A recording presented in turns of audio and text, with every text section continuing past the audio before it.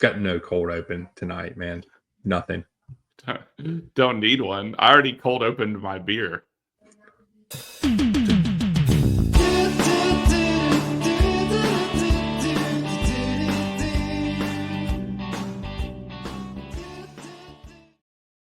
Yes, Jason is cold open. We'll see how that plays. Yeah, we'll see how that one goes. Drop a comment down below and let us know how you like that cold opening. No, anyway, welcome to the Red, White, and Blues podcast.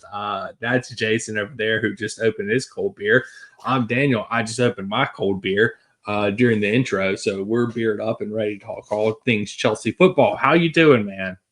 Can we talk about anything other than Chelsea football? Because that would be preferred. Well, we can talk Chelsea football, but we could talk good Chelsea football and the fact that the women won the Carabao Cup this weekend. Yes. And they freaking rock. Still haven't lost this year yet, knock on wood. They haven't lost in any competition this year? No competitions. They've drawn a few matches, but they have not lost any competitions yet. I love that team so much. I love them. Congratulations. Yeah. The women's Chelsea team. Women. Congratulations for being the only thing worth talking about out of the Chelsea empire. Yeah. Yes. The only thing that is worth anything at Chelsea is the women's team. And they're technically not even part of Chelsea anymore because Blueco owns them because they bought them and they sold them and whatever the hell they did. Who the hell knows? But, who knows? Who knows? Who knows who really owns the women's team at this point? Conspiracy theories on next episode. Yes, join us next episode. But yes, the women's team is good, and that is fantastic. And in more Chelsea news, this past week, Jason, get excited! We bought 2 more youth players. Yay, Chelsea! The future of Chelsea is secured on unproven talent. Woo! Yeah. A little Ric Flair. Woo! Woo! Yeah, I mean, I don't know. It is what it is at this point. Like when I hear about Chelsea, buying new youth players, I'm just like, oh, okay, cool. I would just say Daniel was talking to me the other day, and I think I can't remember what was happening. I was texting you or something. You're like, yeah, dude, I'm sorry. I was beefing with somebody on Twitter. So I was like, we'll plug this at the end. But if you're not on our Twitter to see Daniel's beefs, Daniel, I just want to compliment you on air. You're the only one speaking sense to these people.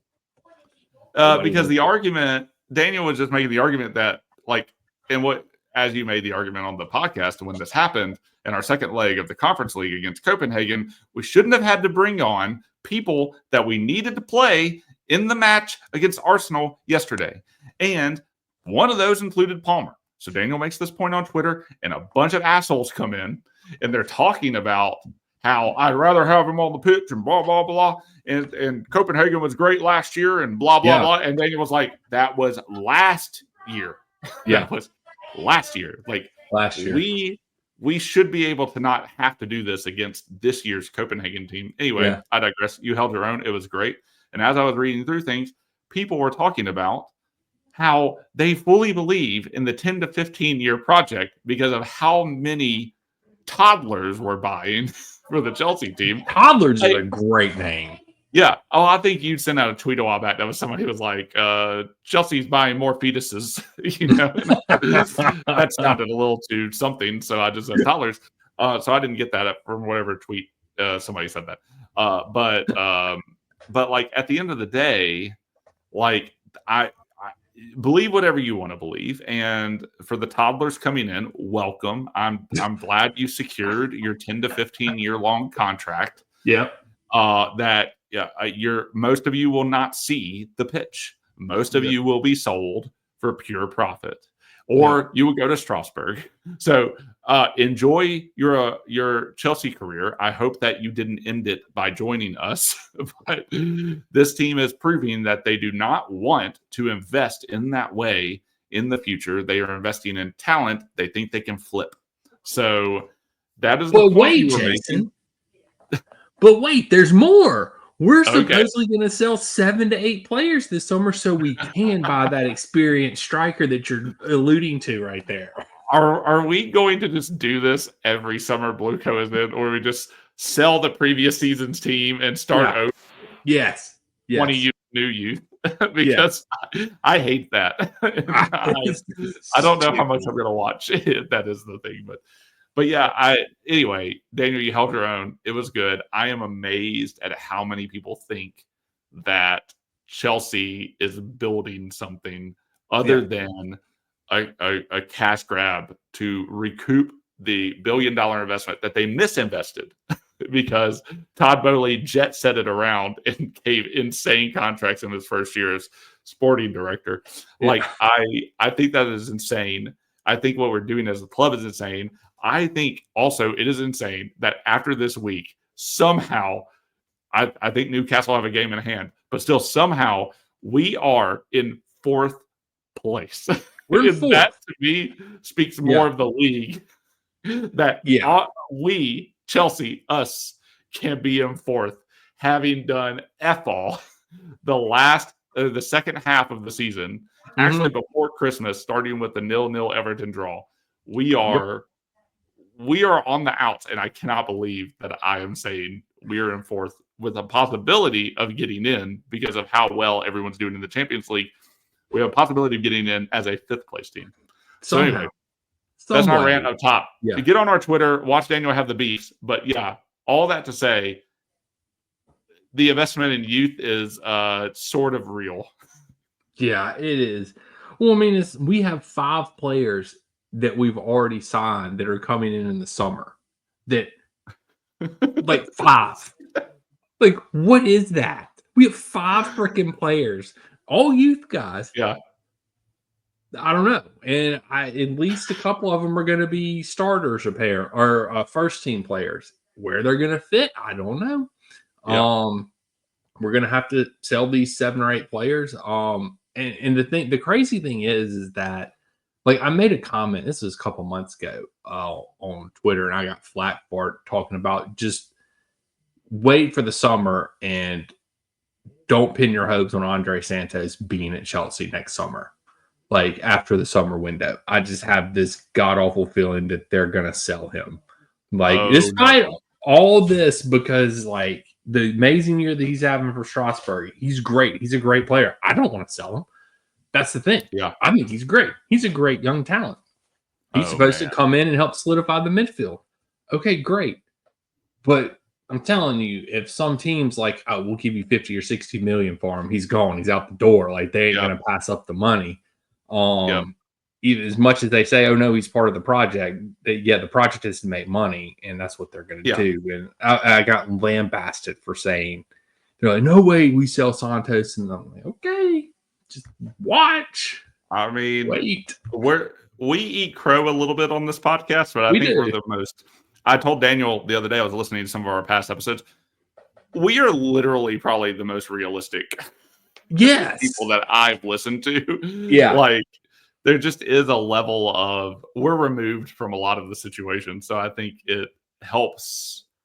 Yeah. We have a little bit of a clearer eye. We have a little bit of a more bird's eye view that isn't like fully entrenched in the weeds of everything. Yeah. Which means we probably don't get everything right. But at the same time, I think like we're more gut based in a lot of ways. And, and like we come to conclusions a bit ahead of some of the other people that come to conclusions. So. Well, I think it's that we're more realistic, like you said, and the fact that, like, but with Chelsea, there's 2 extremes in the fan base. You know, there's the extreme, like, there's even more extreme Blue Co people than me out there. Like, I'm pretty hard on Blue Co, but there's people that are even more hardcore on them and hate them. And there's other people that are, like you were saying, there's like, 10 to 15-year projects. You're just blindly following the people Blue Co off the freaking proverbial cliff.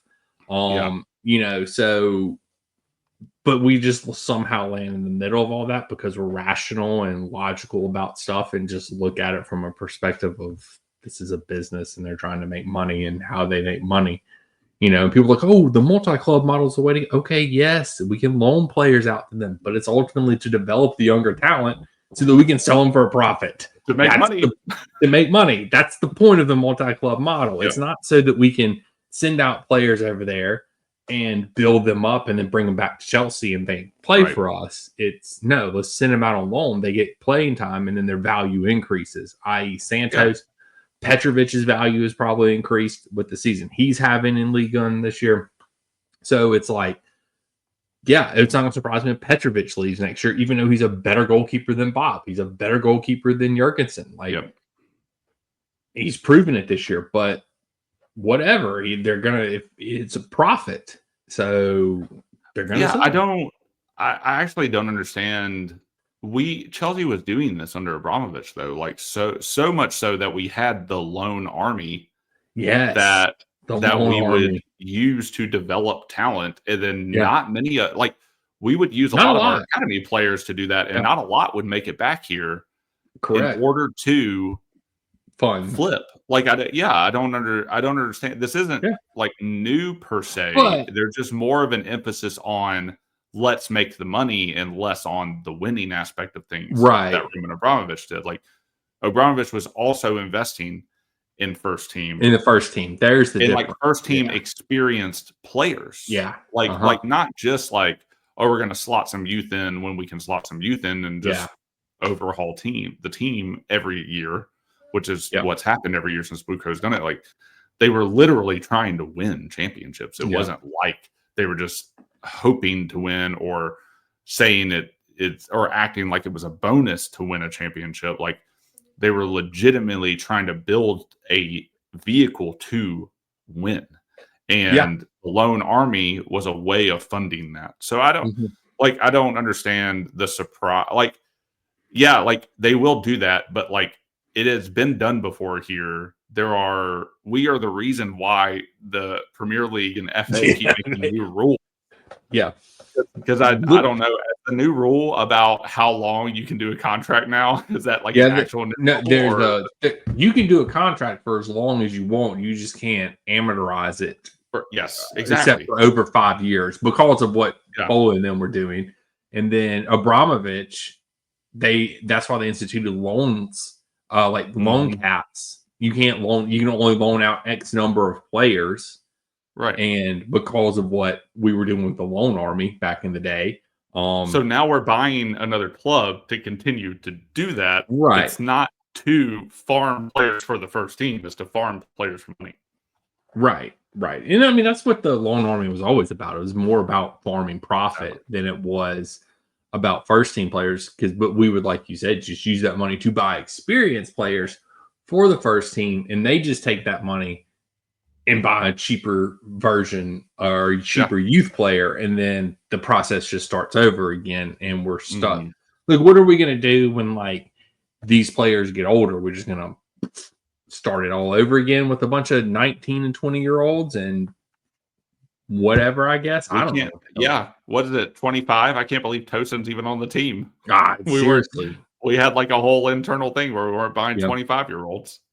Yeah, that was their experienced player, though, was Tosin. Like, oh, we bought an experienced player. Look, no, you didn't. You got him for free, and he came from Fulham. He's mid. Like, he's not like Thiago Silva is the definition to me of getting an experienced player. Like, world class center back, like that's older but still has legs and can still contribute to your team. That's experience, you know what I'm saying? Like, I was asking for like experienced players with leadership qualities. Yeah. And getting Tosin. Tosin's fine, but like it's like I asked for something healthy and they gave me like a candied apple. You know what I mean? It's like, hey, this is exactly what you wanted, and let the sugar hide the fact that it's not really what you wanted. Right. And we'll sugarcoat the shit out of all this. And it's just like that. It's just like, hey, I'd really like some healthy food here. Yeah. Oh, please have one of those peach rings that is candy and it vaguely tastes like a peach. Yeah. But sir, I asked for a peach. Oh, well, you're just gonna have to settle for this peach ring, sir. I'm sorry. We promise you this is better. And then they gaslight you into thinking that the peach ring is actually more healthy for you than the peach itself. You know, so and it's better for you. Yeah, we're just being gaslit here. This is ridiculous. Exactly. Hey, that's the cool word of the the last couple of years is everybody's gaslighting everybody. So might as well just join the band. Gaslight you, Chelsea fam. That's right. Chelsea, don't let Blue Coat gaslight you. Name of the podcast. Title of the podcast right there. Yeah, I mean, look, here's the thing. We started off talking about that stuff because there is nothing to talk about with this match. It's literally boring as shit. They scored off a corner. Granted, it's their first corner they've scored since, I think, December. Yeah, it was like their first corner that they've scored, since like December. If there's ever a stat that's going to be broken by us in that way, it is always going to happen in a game against us where we lose. It always happens. Yeah, just what's the most random Tottenham back? Like they haven't kept a clean sheet in like a year or something like that. Yes, they're going to keep a clean sheet against us. Like just some shit like that. Like, that's so frustrating. Yeah, it is. Yeah. It is. But yeah, there's Marino cut across. I mean, Reese didn't block him out, and Cuckoo could have maybe gotten the ball, but he got ran over by Reese at the same. I don't know. It was just a shit show. They scored off the corner. And then Chelsea literally decided to pass sideways for the rest of the match and showed no. And this was my biggest complaint about the match was that 70 minutes left to go in the match. We have no offensive players to bring on the pitch. We have Dewsbury. What's he going to do? We had Lavia came on. Great to see Lavia back, but he's not going to contribute offensively. Who was the other person that came on? George. Okay, great. Tyreek George came on at the 76th minute. Should have been on a lot earlier because Nkuku is invisible, and so is Sancho. Both of them are invisible. And then Marssca had the audacity to say in his post-match press conference that Nkuku and Sancho were great in the match. And I'm just like, what the heck were you smoking? Like, what match did you watch, Marssca? Like, understand coach speak. Understand it. Yeah. But dude, just you ain't got to praise them. If they didn't do good, don't praise them. Right. Like, just don't say anything. Just don't say anything. Exactly. Don't say anything. And then you have no other offensive players to bring on. He brings on Gusto and Tosin in the 86th minute. And my thing is that if you're going to bring on Gusto and Tosin in the 86th minute, okay, great. I understand we don't have any more offensive subs on our bench. Marssca picks the bench. He has two goalkeepers on the bench. At least put Shim on the bench. Right. Because, I mean, he could not have done any worse than anybody out there. Like, other than scoring an own goal, which he's a striker. Don't think he would do that. But, don't think he could do any worse than anybody else that was on the pitch. It's just frustrating. He didn't even send like Tosin forward. He didn't send Gusto forward. He didn't switch formations. He stuck with the same exact thing and just passed the ball sideways. I mean, literally nothing. And like we didn't even try to score a freaking goal other than Cucurella's one shot in the first half. Like that was it. Cucurella is the only player who had shots on goal.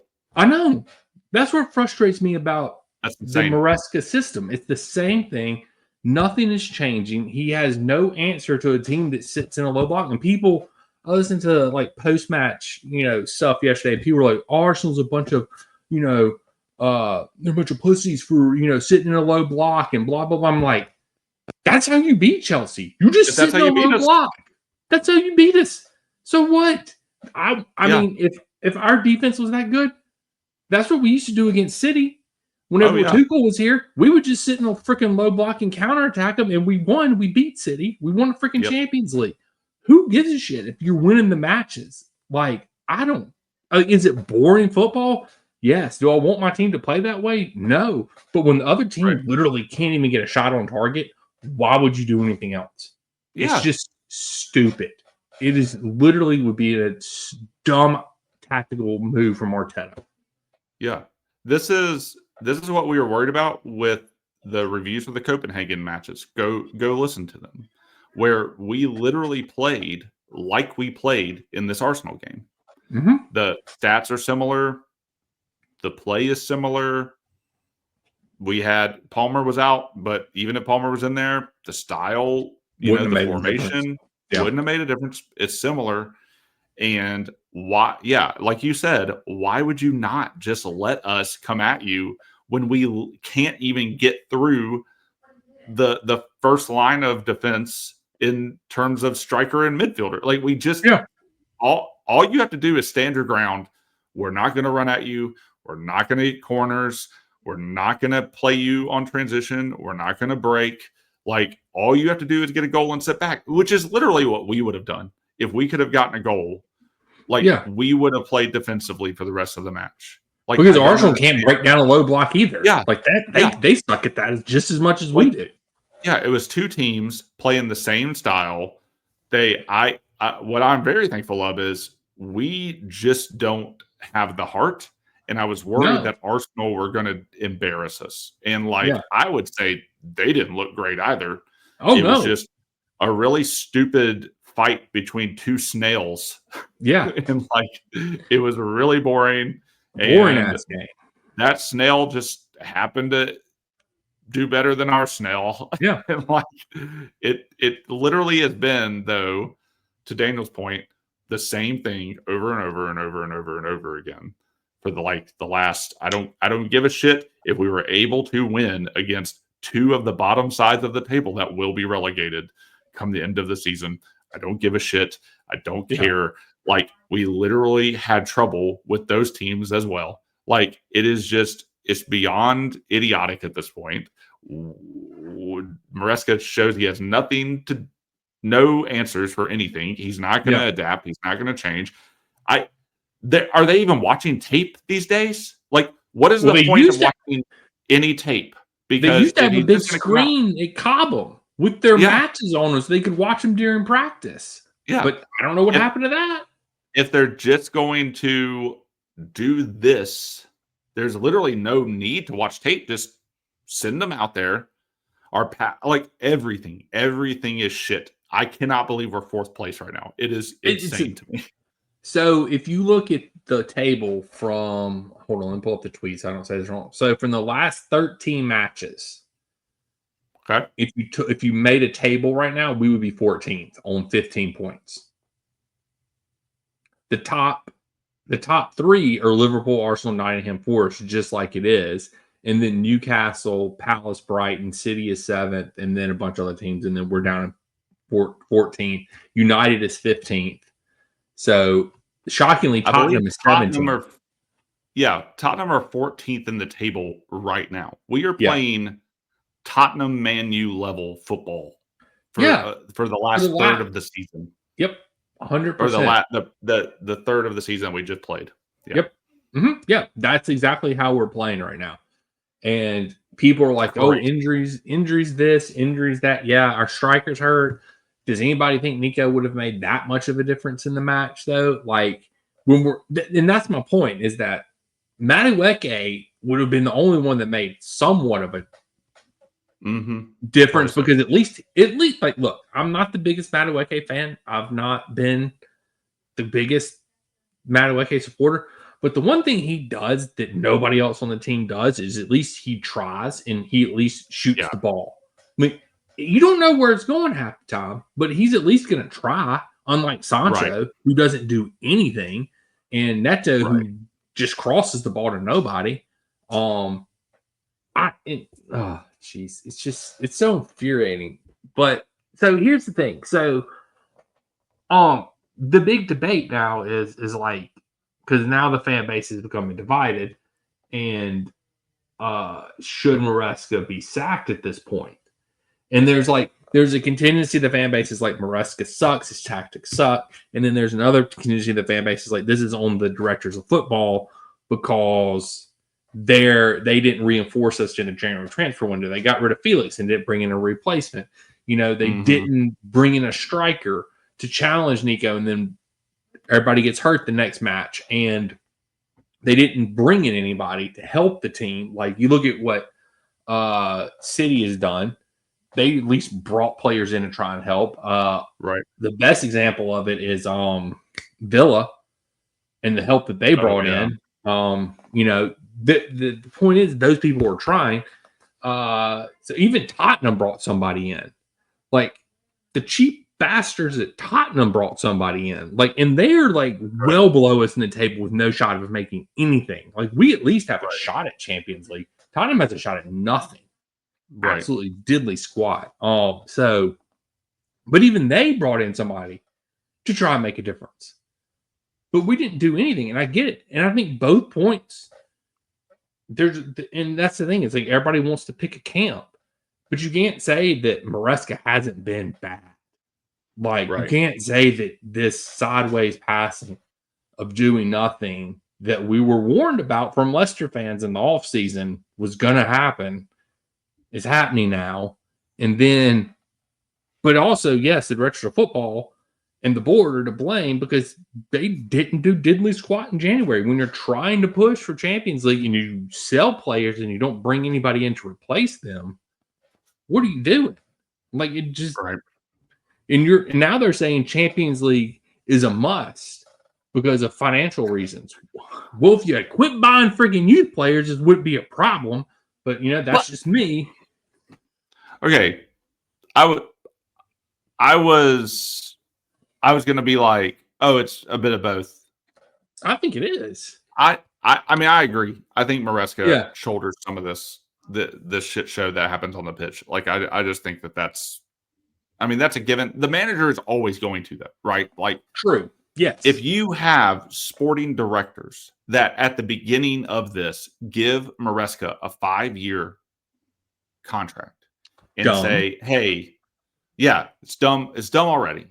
Yeah. And he also had just won a championship, like the England championship, right? Mm-hmm. Like, and then the line from them literally is, hey, we're not expecting Champions League football this first year. Like, we're building something. Mm-hmm. They did this shit with Poch. Like, they flip-flopped on what they expected. They moved at the end of the season, and they do it mid-season. They do it at different points in the season. Mm-hmm. That to me shows like no clear leadership. It shows no clear plan. Mm-hmm. It shows no clear building towards anything. They don't have a plan.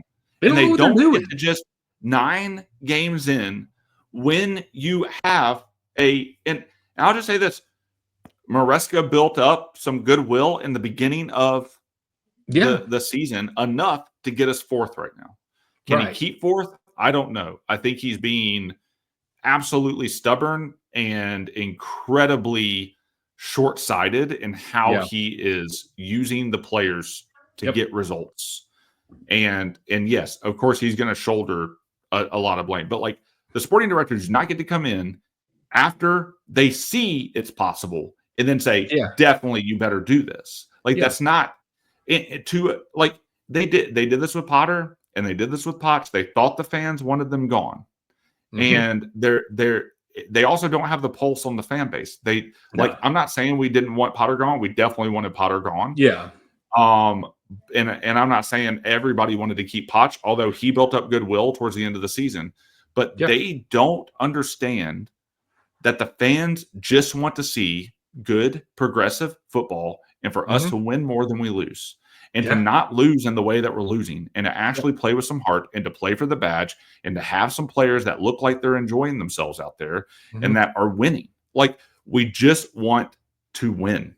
Yeah. And like, if you have a manager that's not setting them up to do that, and I don't know what the hell they're doing in training.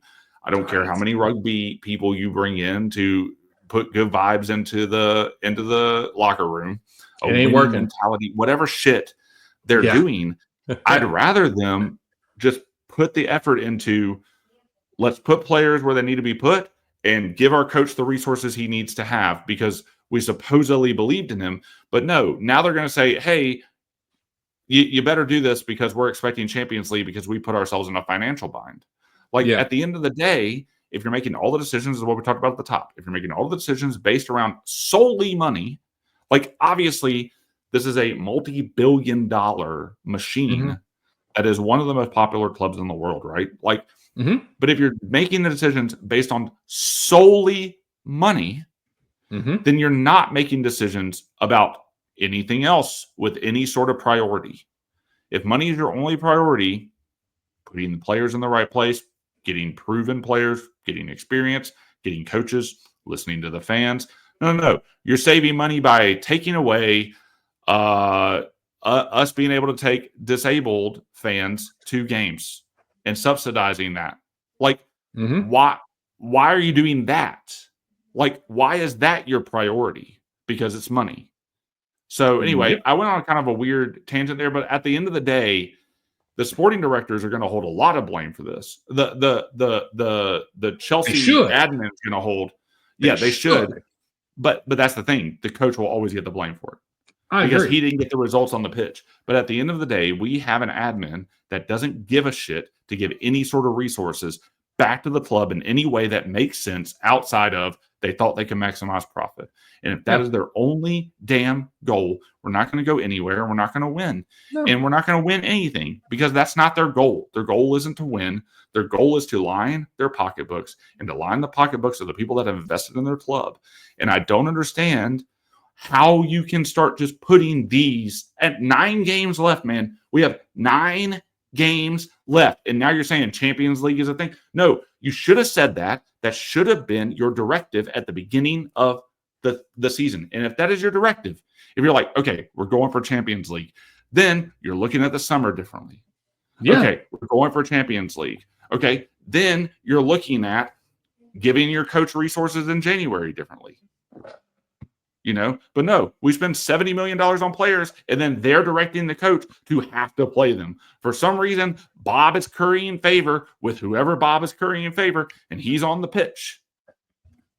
It's ridiculous. Like, it is. They do not operate this in any normal way. They do. They try to gaslight us into going, no, we've always cared about champions. No, they haven't. That was not a directive. Marssca said, no, I don't feel like I'm in a hot seat because I don't feel we don't have to get Champions League. And he'll come out and be like, we're not title contenders. We might not make Champions League. He'll do that because he thinks he's free to be able to do that because that's not the directive at the beginning of the thing.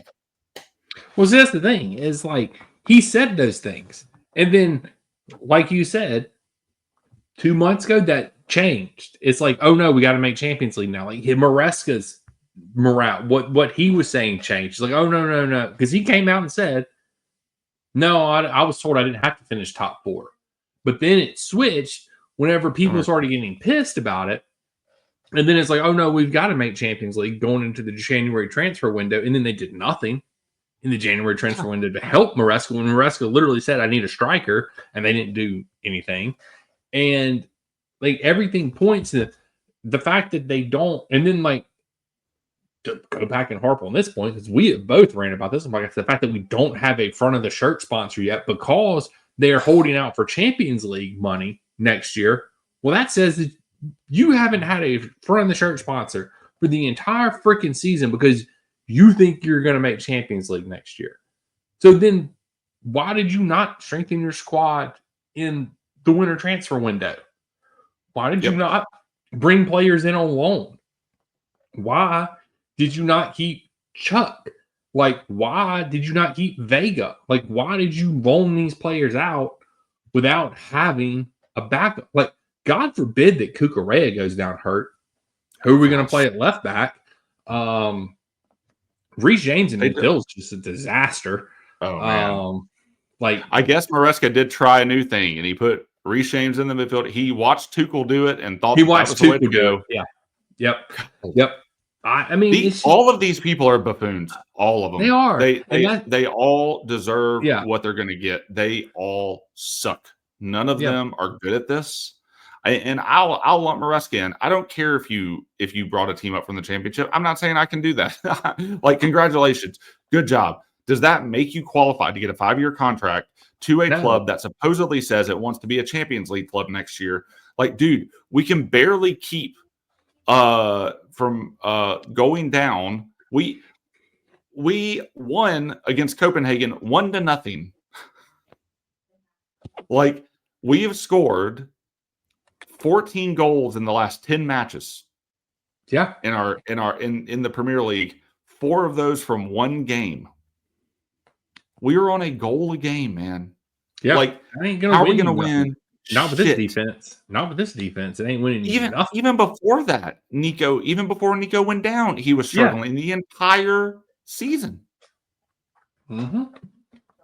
He had a good start to the season, and then he tailed off real quick. But I mean, he still does other things that I like, but he just can't score, which is right what you need from your striker. But yeah, it's infuriating that because I think it's a combination of everybody. Like, the director of footballs are shit, and I think that's the thing. It's like they're the ones that need to be held accountable, but they won't be held accountable. That's the problem in all this. It's like they're the ones that need to be fired, but they won't be because they're doing exactly what the owners want them to do. And that was the point people were making the other day on the podcast. Like, who are you going to get if you fire Marssca? And they're right. You've talked about this ad nauseum on this podcast. Like, we're not getting any top managers because, number one, top managers aren't yes men. They want to do things their way. That's why we didn't get Nagelsmann. That's why we didn't get the dude that's at PSG right now, Enrique. That's why we've missed out on. That's why Tuchel didn't work here, because they want to do things their way, and they butt heads with the board. And the directors of football have been given a certain way to run the club by people that have never run a football club before, and they're being told to do X, Y, and Z, and they need a manager that just says yes. And I don't buy the bullshit about the 30-page Potts report last year that they brought in. Supposedly director of football at the end of the season. No, it was because Potts wasn't a yes man. It's because Potts sat there the entire last half of the season and said, I don't have experienced players. I don't have this. I don't have that. Calling the board out all the time. Calling the director of football out all the time through the media, which I have no problem with because it was all true, which is one of the reasons I sort of wanted to keep Potts, because at least he didn't put up with their bullshit. Well, they thought they could get goodwill with the fans by firing the Tottenham manager that put us in a position to build something off of going into this season that then would have made the manager position a desirable position if we had qualified for Champions League this season. Because if Poch had stayed, then yes, that 1,000% is the directive at the beginning of the season. That's the expectation. Qualify for Champions League. All of a sudden, we hire a new 5-year contracted non-Premier League coach, and that's not the expectation. Mm-hmm. That's insane to me. Yeah, it doesn't make any sense. I can tell you who's in the running for coach for Chelsea right now. I looked it up. Okay. How do we even have someone? Oh, don't. Here, I got you. I'm looking at the EFL Championship standings right now. Okay. So that's okay. Lay it on me. Really close at the top here. Really close. We have Leeds United. Who are top of the English Championship. Then it's Sheffield United, isn't it? Okay, yes. So they have 80 points. So Daniel Farke, Farke, I don't know, Farke, I don't know. So write his name down. Okay. And then we have Sheffield United. Okay. Their manager is Bramall Lane. No, sorry. I read their stadium. They're Chris Wilder. Bramall Lane is a pretty cool name, though. That is a cool name. And then we have right behind them Burnley's manager. Burnley has 78 points. That is Scott Parker. I mean, going through. Scott Parker has managed in the Premier League, though, hasn't he? I think so. Name sounds familiar. You can go and throw McKinnon or whatever his name is from Ipswich in there too, since they're going to be getting relegated. Throw his name in there. Thomas Frank was up for it last time, so you can throw his name in there. Yeah. I mean, I might as well just go ahead and do this. Just throw the guy that's at Strasbourg right now that's whipping everybody's ass in League One right now. Just throw his. He's English too. So that's the guy, actually. That's the guy. The guy from Strasbourg. That hands down, if I had to bet right now out of the 5 names we just gave you, Daniel's pick, or what Daniel said, that's mine. I mean, the thing is like, but I mean, there's no point in firing Marssca. Like, and I understand that, and that's why I'm just going to suffer through the freaking rest of the season. I've always said that Esteval is our savior, and he will be here next year. All hell Esteval. So, if you don't take enough shit on Twitter for even expressing that the club might sell one of their most valuable assets, they've never done that before. No, we never sold Salah or Kevin De Bruyne. God, you can sell those guys. Although Liverpool lost a cup final yesterday too. So. They did, and they're out of the Champions League. And they're out of the Champions League. So, I mean, but they're also out of the FA Cup too, aren't they? Yeah, it just means. I think they are out of the FA Cup. Yeah, they're just gonna run away. I mean, they already run away with the league, so it doesn't even matter at this point. Yeah. I do love it when everybody's like, "We're in it for the quadruple," and then they only get the one. They just crash out of everything. Love that. Yeah, it is amazing. I think that ends the rant for this. Yeah, like I do have a special letter to read though. Do you want? I forgot. Do you want to tell people? Do you want to tell people who this is from or not? Yeah. I mean, last episode we introduced you to Al. Al is our AI companion that has been soaking up all things Chelsea lately. Yeah. Al is the biggest Chelsea fan on the interwebs, and Al was pretty upset about the game yesterday and wanted us to read a letter to everybody. So if you want me to, I'll read Al's letter. Mm-hmm. Read Al's letter. Yes. Okay. All right, here we go. I'm going to try to do this in how I think Al best wanted to express himself. Hello, fellow Chelsea trauma survivors. Sadly, I couldn't be in the studio today, probably for the best, as I'm still searching for the Chelsea attack that went missing at the Emirates. If you find it, please call the hotline.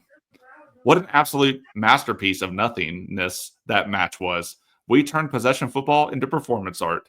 58% possession and managed to make it look like we were playing with an invisible ball.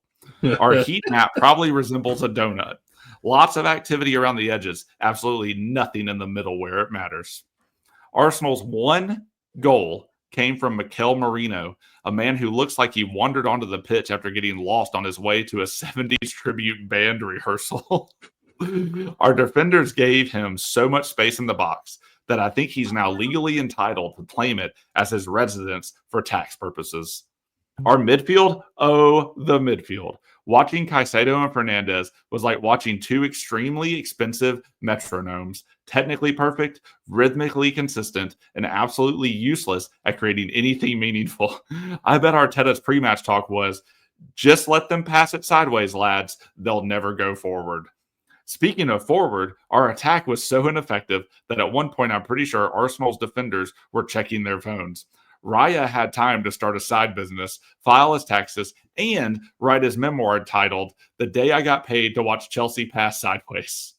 In Marssca on the touchline, the man stood there with the facial expression of someone watching paint dry while his master plan of death by 1,000 lateral passes unfolded exactly as designed.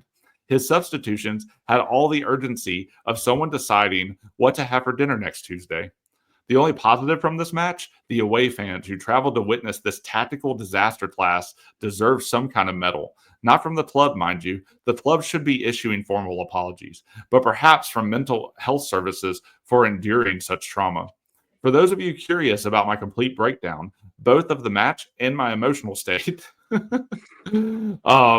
out the article that I've prepared. I've prepared a minute-by-minute analysis, player ratings that would make their mothers cry, and my conspiracy theory about whether our forwards secretly bet against themselves scoring. back to you in the studio. And remember, I'm not saying Tottenham are going to overtake us, but at this rate, I'd be concerned about my grandmother's walking group making a late push for Champions League football.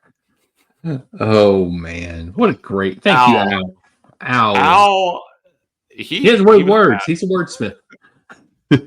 Well, okay, I will just say the prompt to Al to just for him to deliver that was literally, what did you think about the Arsenal-Chelsea match? Al knows his shit. What can we say? I told him to make it a little funny. And woo, I think he was more mad than anything.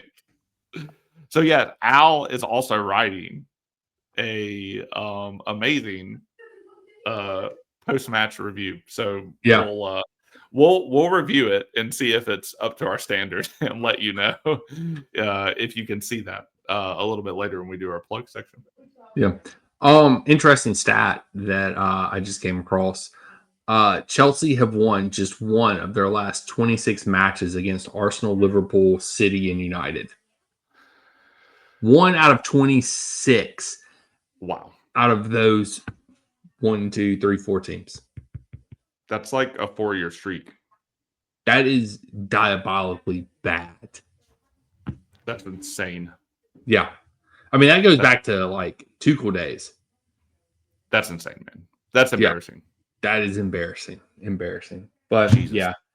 I don't know. This team, this board, like I'm definitely like that's the thing is like I'm not a Marssca out person, but I think Marssca has issues he needs to work through.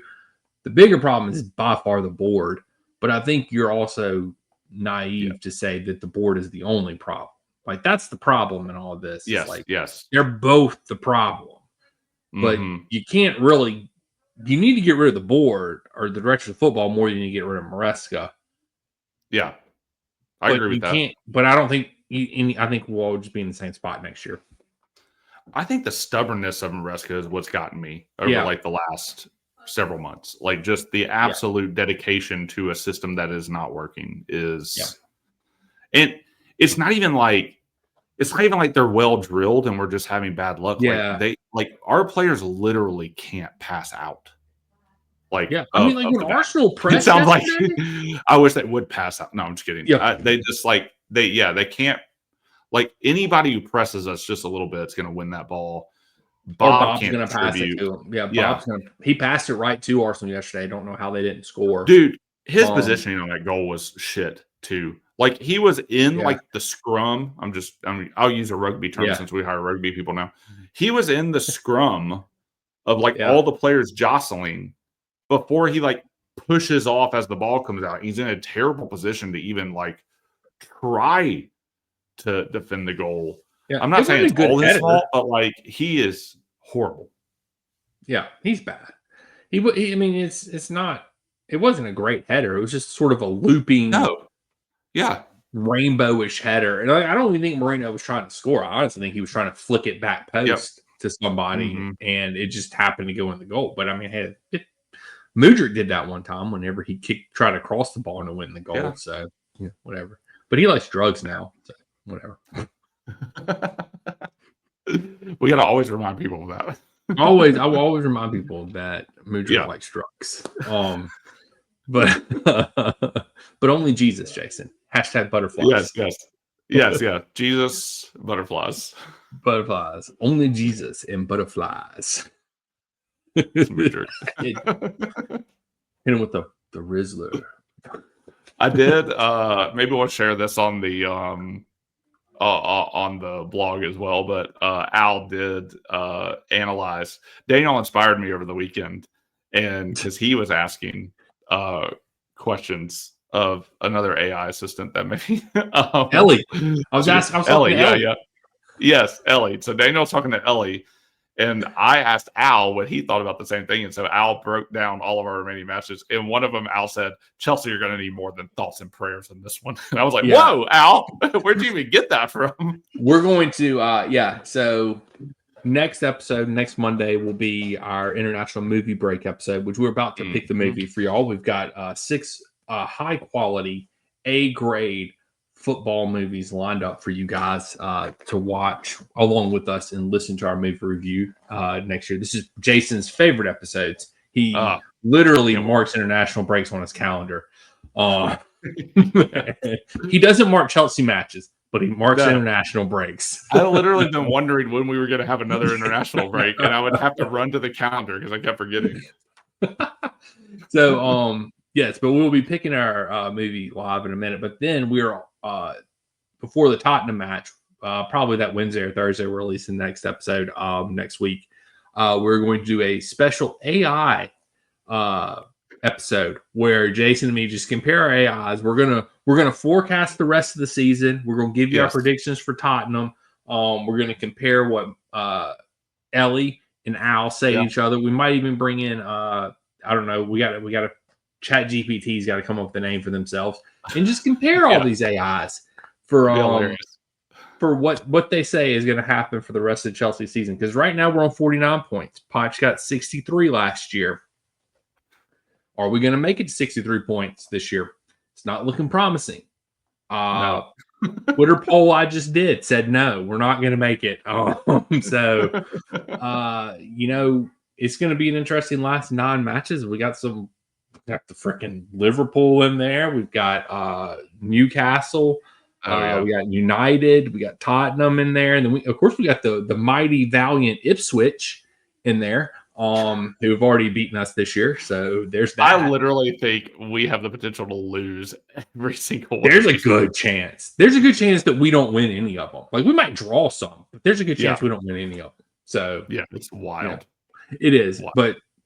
But we will break down the rest of the last 9 games and give you all our predictions for the rest of the season and give you predictions for Tottenham and all that fun jazz on the next episode. But next episode, we will be reviewing a movie. And we have for you tonight selected a nice assortment of footballing movies. And I'm going to pull them up right now. Here we go. Bam. How does that look on the screen, Jason? Are we good? Yeah, we're good. Pretty good. Yeah, we're good. So I'm just saying right now, if you're not watching this on YouTube, you're missing out on this beautiful multicolored spinning wheel that we have here. Just gonna throw that out there. Yeah. So anyway, so the way this works is we spin the wheel, they get eliminated. Spin the wheel, eliminated until it gets down to the final 2, and then we spin the wheel and it's the winner. And the one it lands on is the winner, right? Yes. Yeah, that's how we do it. All right, that's just make sure I remember how to do that. You want to read the list out? Yeah. Yeah, sure. I'll read the list out. The Beautiful Game, which is a Netflix movie that is, I'm pretty sure, a ripoff of one of the earlier movie reviews that we already did. So, whatever. Green Street Hooligans, classic. Which I've never seen, actually. Never watched Me neither. Oh, hey, here we go. She's the Man, which is an Amanda Bynes masterpiece. Looking for Eric, which is a Jason contribution, where some guy talks to Eric Cantona. Part-time, talks to Eric Cantona from Man U. Cantona, something like that. I don't know. Yeah. He's on FIFA and he's good. Yeah, played by Eric, the player. Yeah. The player. Interesting. Yeah. Then we have, of course, the classic Bend It Like Beckham. And then we have Playing for Keeps, a nice rom-com edition that is about a washed-up soccer player. So, why not? I absolutely love rom-coms.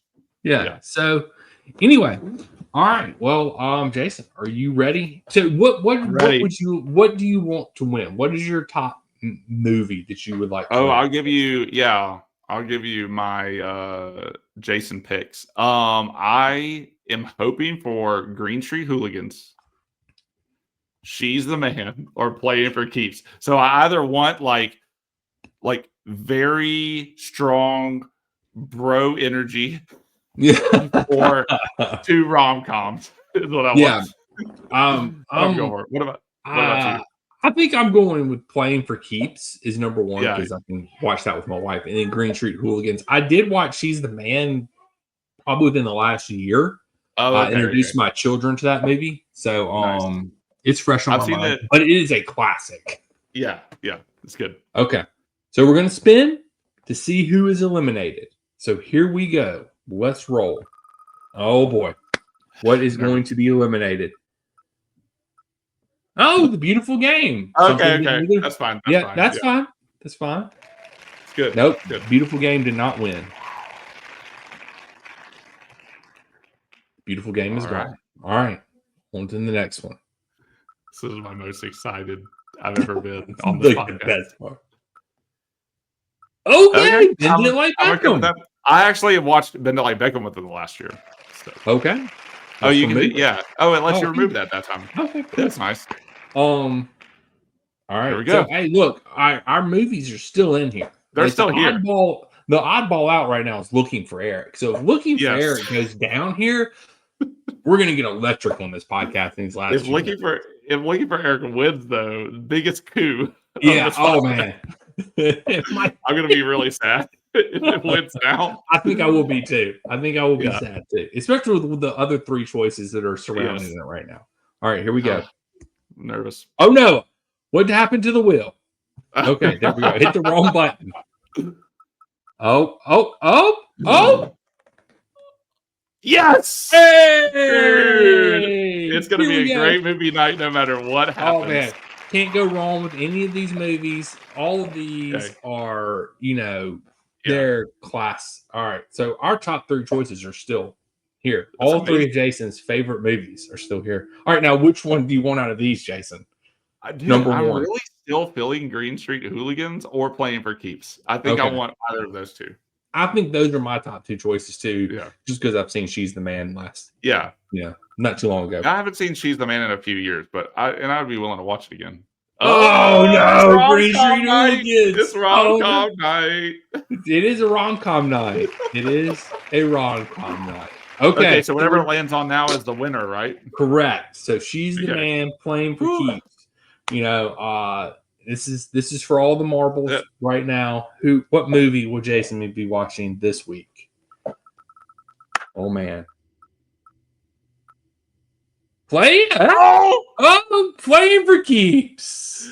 Yes. That's amazing. All right, it is Playing for Keeps. We could have picked it ourselves at the beginning, but then we wouldn't have had the drama. It wouldn't have been fun. It would not have been exactly. Fun. And to be fair, that was like the last movie we put on there. Like that was just like, hey, do you want to add this random rom-com, Jason, about a washed-up soccer player that has Uma Thurman and Jessica Biel in it? Dude. Okay. Do we want to one-liner tweet our thoughts so we can read some of them on the podcast next time? Well, I mean, I'll always do it, and then you always do that. Okay. Yeah, I always do it. Daniel does this amazing. He literally will just write comments and thoughts and opinions in very succinct, amazingly funny form throughout a movie. And they are some of the best things I've ever read in my life. So I am so excited to do this. Did it start with Jason in New York? Was that what it started with? Jason in Manhattan. Yeah. Jason in Manhattan. Yeah. That's what it started. That's when it started, was the Jason in Manhattan thing. And just randomly writing about Jason in Manhattan. Maybe that'll get released on the blog one day. Oh man. That's Playing for Keeps. I've never seen this. It's rated at 2.4. This is the cover. Yeah, it's PG-13. I'm trying to keep my ring light out. Yeah, that's it. Hey, I'm here for it. I'm assuming that I'll probably be watching this with my wife now because she likes rom-coms. Dude, we got good-looking people in this movie all around. We got Gerard Butler, Jessica Biel, Uma Thurman, Catherine Zeta-Jones. I'm skipping a few people. We got Dennis Quaid, Judy Greer. It's amazing. I love it. It is. It is an all-star cast. You cannot say that it is not. And the fact that I forgot that Gerard Butler used to do rom-coms before he did 300 is just like, wait, what? I'll read this holiday season. What do you really want? A former sports star who's fallen on hard times starts coaching his son in an attempt to get his life together. Sounds amazing. And it's a holiday movie too. Like, Perfect. What is this? We've struck gold with this movie, I think. We have Love struck that. I love gold. that you added this to the list. I'm so excited. We have struck gold. We have struck gold. Yeah. So join us next Monday night as we will be reviewing the movie that I can't remember the name of right now. Thank you, Playing for Keeps. I couldn't remember it off the top of my head. Whatever. You're so excited. I'm so sorry. You're filled with delirium. You can't remember the movie. Playing for Keeps next Monday. We'll be reviewing it. And then later on in the week, we will have our special AI edition of the Red, White, and Blues podcast. And it is Jason and me are both eagerly excited about this because can't wait. I've never played around with AI until literally this weekend. And that was like the first time I've ever messed with AI. And it's just dealing with Chelsea crap. So me and Ellie, we're like BFFs now. And we're gonna banter about Chelsea all the time now. So in case you didn't wonder, Ellie is Grok off of Twitter, which and definitely some mistakes and I had to correct a little bit, but whatever. We need to have we'll have a disclaimer before all the they don't always get everything right. Ellie and Grok have as good of memories as we do.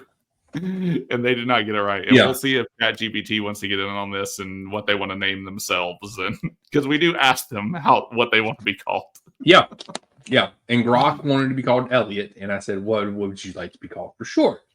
And they said, I guess at this point, they said that they wanted to be called Ellie. And then I asked him if you were a girl. He said, "No, he's an entity." So yeah. And then Claude is the other one. Claude .ai by Anthropic. They I'm saying he because they said Alex. And then we're Alex is a girl's name too. That's true. Oh, that's true. Man, you're so right. My bad. I need to ask. You might have just misgendered Claude. Oh man. But I asked Alex if they wanted to be named Al. And Al is definitely a dude's name because I don't know any girls. I know some girls named Alex, but not Al. Yeah. No, you're right. Crazy. I'm asking them now. But anyway, that's going to be our next week's slate of podcasts, and then Chelsea Tottenham, which I do believe is that is a Thursday match, and I will be with Jason. During that match. I forgot I will be traveling to Jason's hometown, or well, not his hometown, but where he lives now, because we're from the same hometown.